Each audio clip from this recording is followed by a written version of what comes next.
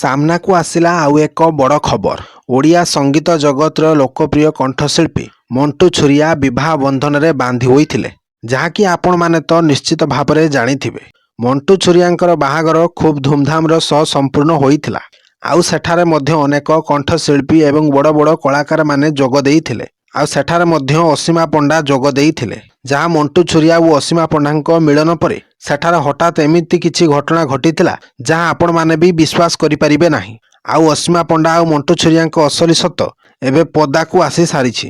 ତେବେ ଦର୍ଶକ ବନ୍ଧୁ, ଏଠାରେ ସତ୍ୟତା ଜାଣିଲେ ଆପଣଙ୍କର ହୋସ ଉଡ଼ିଯିବ।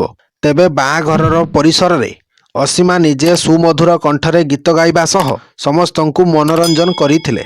ଆଉ ବରଯାତ୍ରୀ ମଧ୍ୟ ଖୁବ୍ ଧୁମଧାମରେ ଡ୍ୟାନ୍ସ କରିଥିଲେ। ସେ ଖୁସିରେ ନାଚିବା ସହ ମଣ୍ଟୁ ଛୁରିଆଙ୍କ ସହ ମଧ୍ୟ ଡ୍ୟାନ୍ସ କରୁଥିଲେ ଏବଂ ମଣ୍ଟୁ ଛୁରିଆଙ୍କ ପାଖାପାଖିରେ ରହିଥିଲେ ଅସୀମା ପଣ୍ଡା, ଯାହାର ଭିଡ଼ିଓ ଖୁବ୍ ଭାଇରାଲ ହେବାରେ ଲାଗିଛି।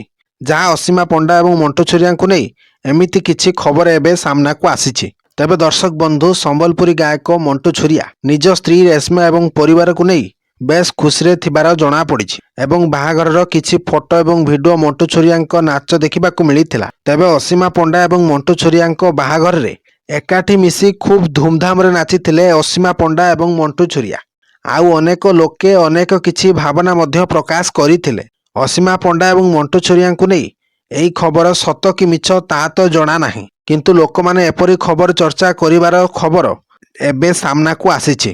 ତେଣୁ ଏବେ ସୋସିଆଲ ମିଡ଼ିଆରେ ଏହି ଘଟଣାର ଫଟୋ ଭିଡ଼ିଓ ଖୁବ୍ ଭାଇରାଲ ହେବା ପରେ ଫ୍ୟାନ୍ସ ମାନେ ବିଭିନ୍ନ ପ୍ରତିକ୍ରିୟା ଦେଉଛନ୍ତି। କିଏ ଏହାକୁ ସତ୍ୟର ଉଦାହରଣ ଦେଉଥିବା ବେଳେ ଆଉ କିଏ ଅସୀମା ପଣ୍ଡାଙ୍କୁ ସମ୍ମାନ ଜଣାଉଛନ୍ତି।